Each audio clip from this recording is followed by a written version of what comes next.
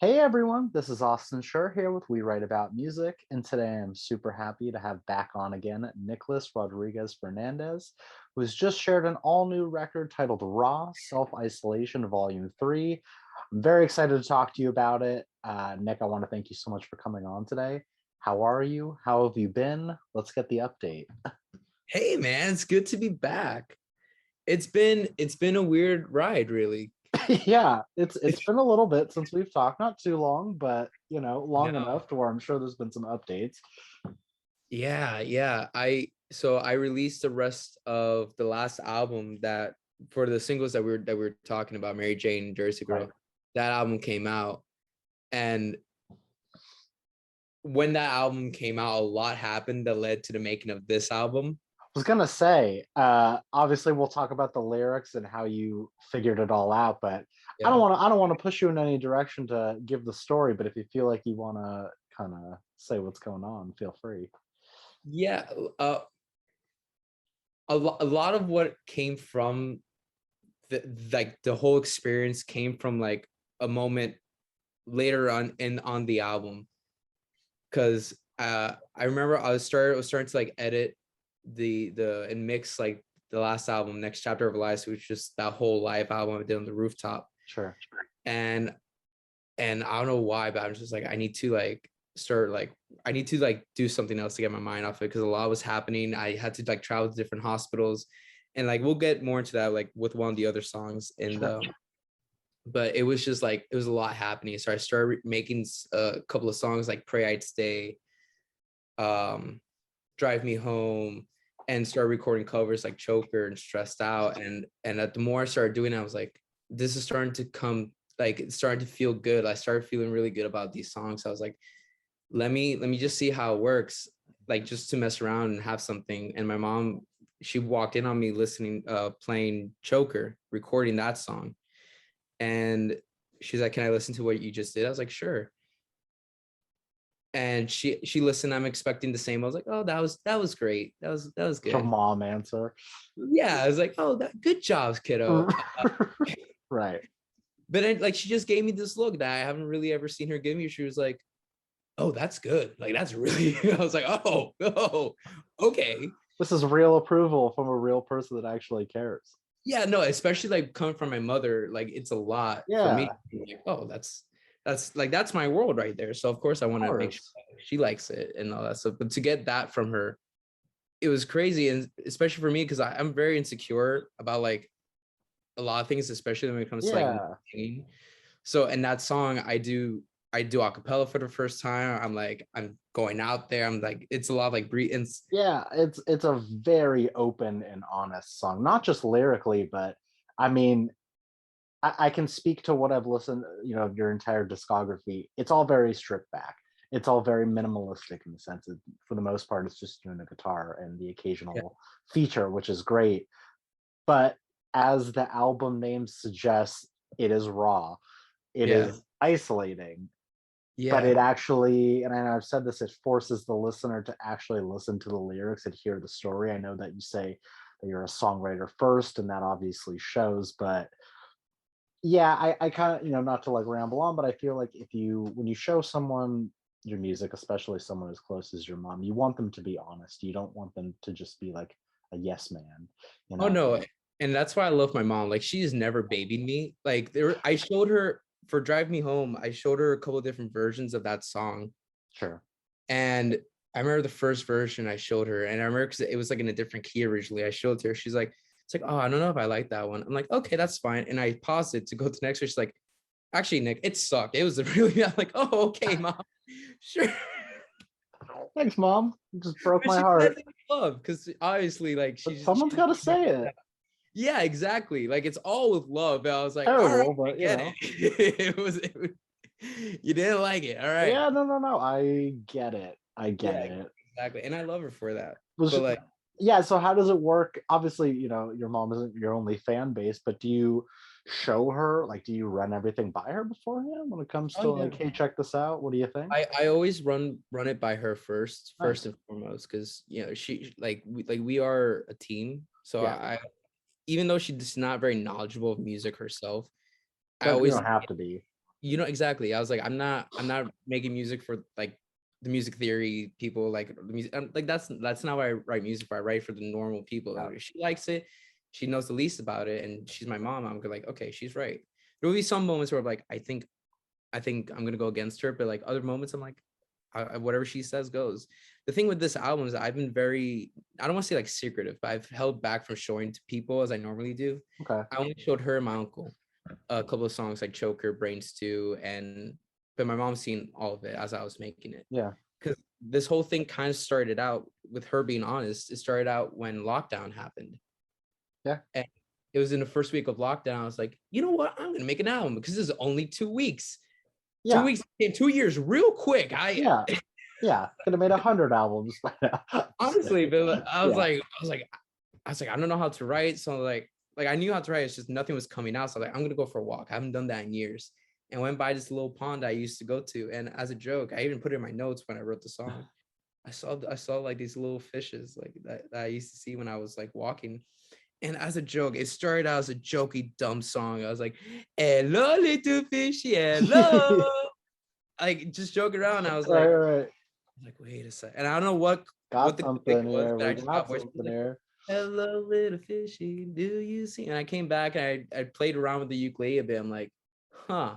And I just kind of held on to that for a bit and then started like working and writing other songs to go with it. But I never found like the right songs to tell this right story. I wrote millions, Sure. but I don't know. Like I never knew what it was until I got that reaction from my mom from Choker. It was like, that was the starter. I was like, okay, this is where I'm starting to get the idea of the Yeah, album. we're in the right direction here. Yeah. So it definitely gave me something to do while I was working on the other album. Makes sense. How long in total did it take you to put this one together? So that's okay. So this album has been very on and off because life, obviously. Yeah. And I had like 10 million personal things happening at the same time. And the one like sad part of the album was like around the time when I was making this album, or at least when I started to make this album, and when I was finishing up tweaking the last album, my uncle passed away. Sorry to hear that. It's okay. It happens, you know. And I'm no stranger to death, to say the best, but he passed away, and he was one of the ones I started showing my songs to. I was like, hey man, what do you think? Because he's always been helping me out on my music and promoting and just being great and all that stuff. So I wanted to show him like this new type of music I was making, where it's like I'm very like loud, I'm very like out there and doing all this. Sure. And so after he passed, I was like, okay, I definitely need to finish this then for him. And then that's when I wrote Captain in the Sea. Okay. It was a song that I wrote about him for him, because as kids, you'd be forced to read Old Man to Sea as homework. Yeah. I was about him until obviously I'm like, wait, that's not him, because I grew up. But I wanted to write something for him, and on like before he passed, I kind of showed it to him, and that was a really magical moment for me, because that was the last thing he got to see from me. And what's at least you got to see it. You know, no, I mean, exactly. think about all the circumstances where you write something and then they'll never know. But this is Exactly. kind of a positive experience, I think, overall. No, it was absolutely, and that's why that's why I knew how to finish the album. But what made it, I don't know, like I think it worked better in my favor, but the version on the album is not even like the right version, because I released it as a single. Oh, okay.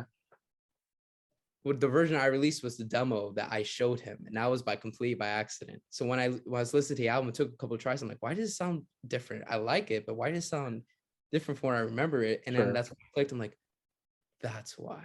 But it works well with the album. Because I like albums that have a ongoing feeling to it. Yeah. Albums like Sgt. Pepper's, American Idiot. No. I fully agree. The album experience is a lost art nowadays. People aren't making cohesive things. They're just putting 10 to 15 singles on a record and calling it out, which is, listen, it's okay, but I much prefer to like be immersed from song one and then come out of it like, whoa, like that was crazy, and then see what happens. You know what I mean? Yeah. So like I was trying to like do the same thing, like just, but again, like telling like that story, because it starts out my little cousin as a kid. Right. singing "Hello, little fishy, do you see me?" And then kind of cuts to the future. Well, the character kind of cuts to the future, and it's like, Right.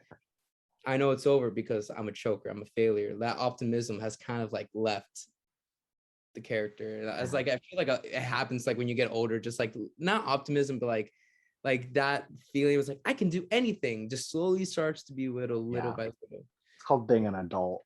It's kind of, and it's kind of scary. Absolutely. It's scary. It It's is. actually a scary thing. I think everyone deals with that in their own way. Like midlife crises and buying stupid things for themselves to like retain their youth. Absolutely. But for everyone I get to talk to who is an artist in their own right, doesn't matter what they're making. It could be like, painting or like sculptures. It doesn't have to be music.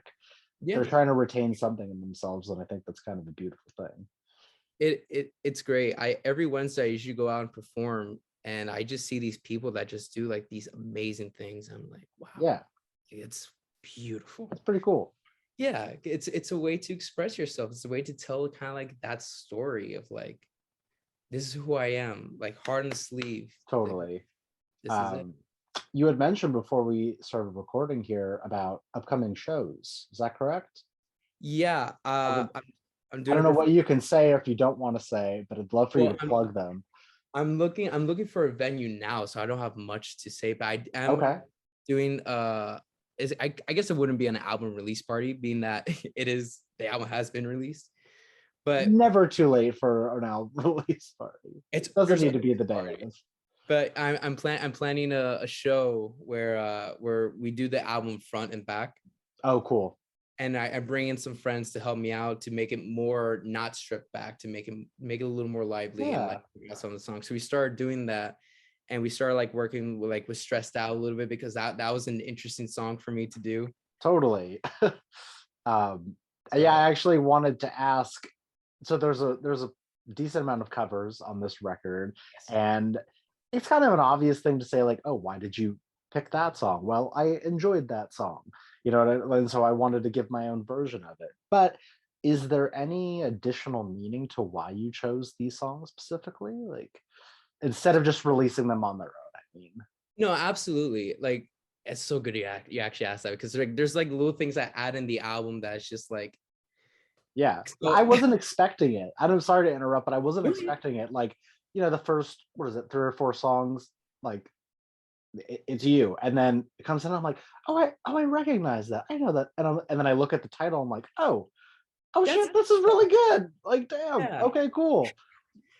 When I usually when I do covers, it's always songs I was like, damn, I wish I wrote that. And I was like, Oh, wait, that's I can do that. yeah, right. Like, yeah, But no one's stopping you from doing it. So exactly. But like with this album, it was I my thing was it has to fit the story. And obviously, that's what I'm saying. Yeah, so like Stressed Out and Brain Stew, because like after Pray I'd Stay, because Pray I'd Stay is kind of holding on to that feeling of like, oh, I hope I could stay like in a good place. I hope it stays good. I hope, whatever. And then it goes to, you're kind of like having like anxiety attacks, having to realize like I have to deal with this, yeah, that. And I wish I could go back to the good old days to when my mama used to sing and all that stuff. Like, so it has to fit that story. And Brain Stew was like, that's how my brain is right now. Just constantly feel like so much I love that. going And on. it's a classically amazing song. You don't even have to be a Green Day fan to know the song. You just know the song, but Especially with pandemic, everyone's like playing it. absolutely. That is just like obviously the lyricism makes sense in this situation. I'm happy that you put it in there. One And thing I do have to say about your covers that I really enjoy is, like, don't get me wrong, I love a good cover song. I love when someone takes it and does it faithfully. yeah, But a true cover song is when you add in your own style to it. And you've absolutely. taken these songs and you're not playing them word for word and note for note. You're actually making them your own, which is, I think, what a lot of people are missing out on when it comes to covers, but it's It's very fun. tasteful in a way. Yeah, because I always like want to hopefully still fit like the creators like minds of the song, but still like find a way to make it my own, whether it be like a rhythm change or like a melody change, or like just like how I play with it. I'll like with Choker, I'll start off a cappella, then I'll come in with the guitar, and then I would do this, I'll do that, and Stressed Out was the same way. I mashed up Knocking on Heaven's Door with I Won't Back Down because that was a conversation between me and my mom after my uncle passes. Like, well, what, you know, like, what do we do? Like, this is what's happening.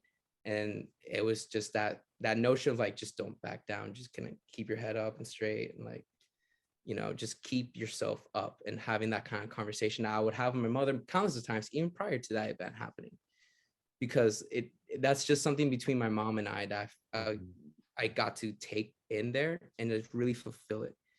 And I really just enjoy the fact that I get to do it the way I want to do it. Because I always like, I admired the lyricism, especially with a song like Stressed Out, which like I listened to those first couple of verses alone. It's like, Sure. It's something I felt ever since I started music. You know, I wish I could find a better sound that no one's ever heard, have a better voice, sing some better words. And then like, I wish I like, those were things that like, I always felt like, yeah, that's exactly how I feel. And I want to make sure I can relate to that the same way and make it sound authentic. Like, as I'm saying, I'm not doing a cover, I'm doing myself, singing these words and doing that. I get it. Yeah. Is there anything that you, I guess when you were approaching making this new record as opposed to the last, I think that there's always new things that people are learning when it comes to like the creating and the production and the lyrics and just everything. Is there anything that you took from the last record that you changed up doing on this one in any part of the process? So with the last record, it was a live record in the sense where like we put on a show, and we like, this is for, you Right. know, we're presenting it to our closest friends.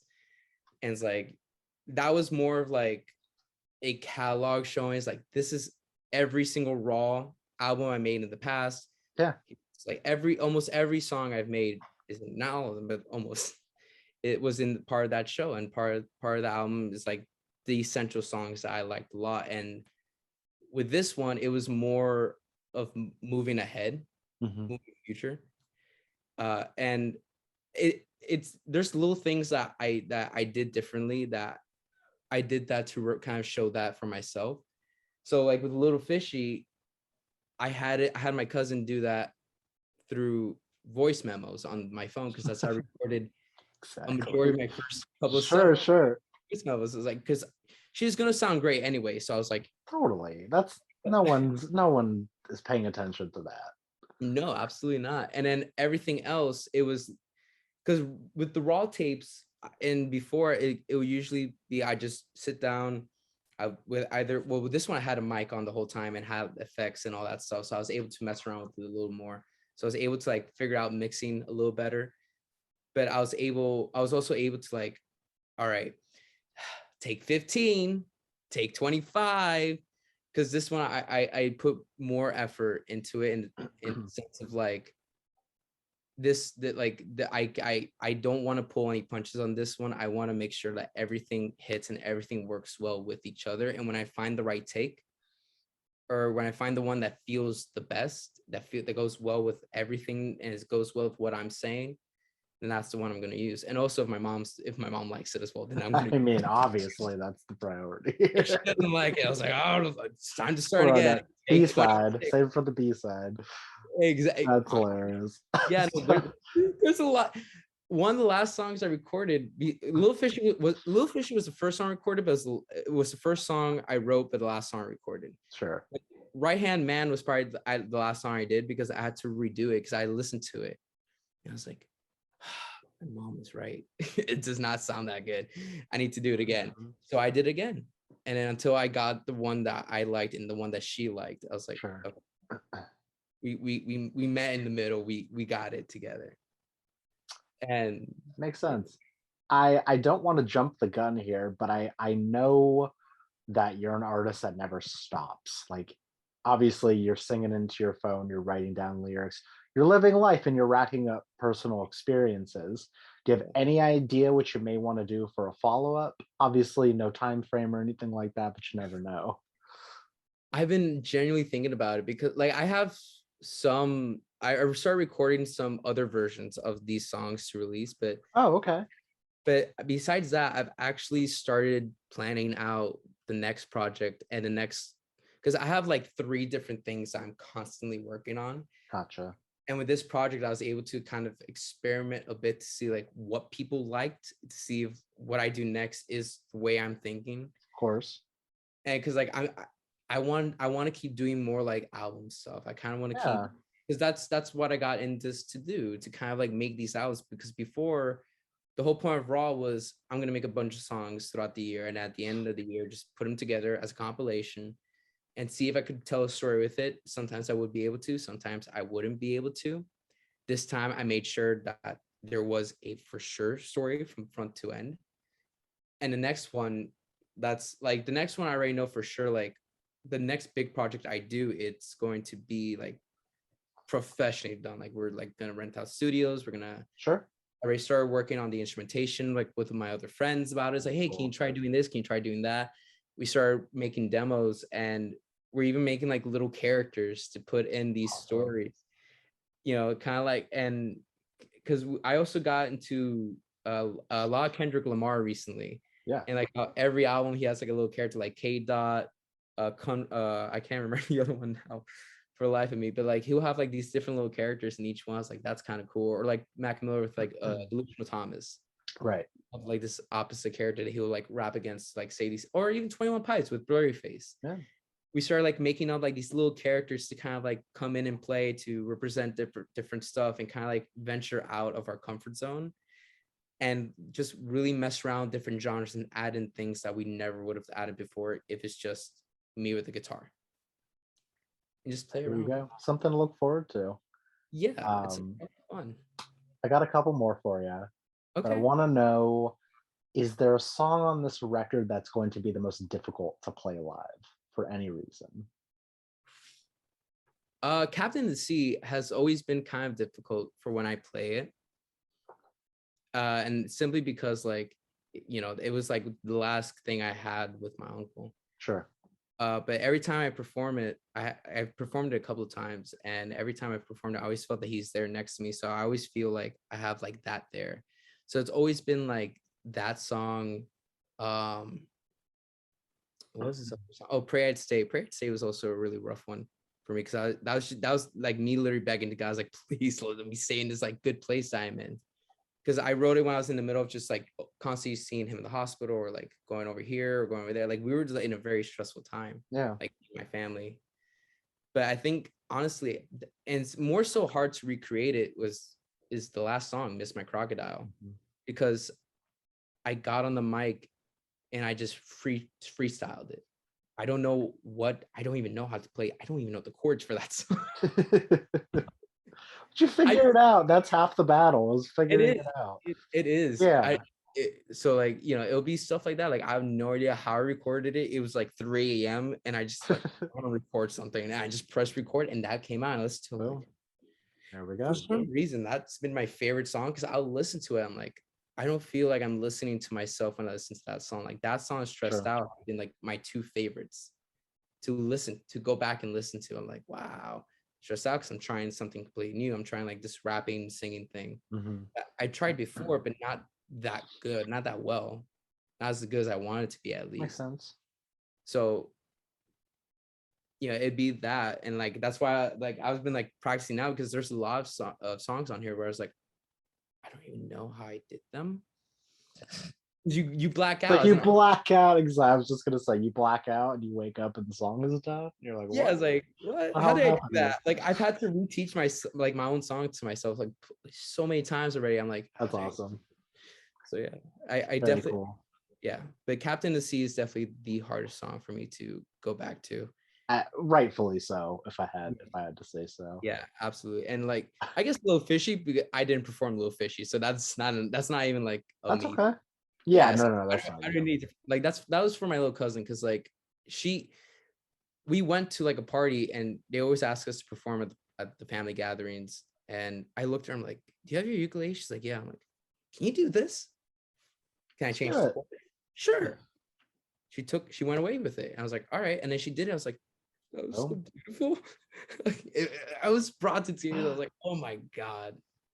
I love that, man.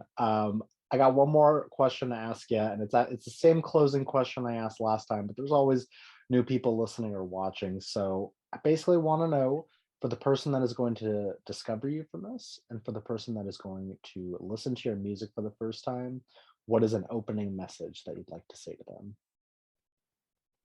You're not alone. You're not alone, man. We're all going through life and we're all stressed out. We're all anxious, especially with like with everything going on out in the real world and the real world and everything that's like, I know life can be hectic. I know it can make people do crazy things. Not to quote Will Smith there, but It's all good. but yeah, you're not alone. And hopefully you can find comfort knowing that there's at least one other person out there that's also a choker or that's also stressed out or praying that they could stay in a good place. Like you're not alone in that sense. Totally. We're here. Beautiful answer and a beautiful conversation. Nicholas, I want to thank you so much again for your time, and I want to plug your music once again. The album is called Raw Self Isolation Volume 3.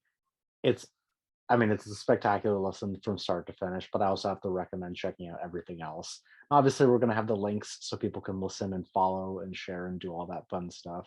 But a sincere thank you so much again for taking the time. Thank you, man. I always love talking to you. It's Yeah, been I love this. I fully agree. Have a great rest of your day. I hope to speak soon, and take care. See you later, man. Bye Till bye. next. Yeah, see you, man. Bye bye.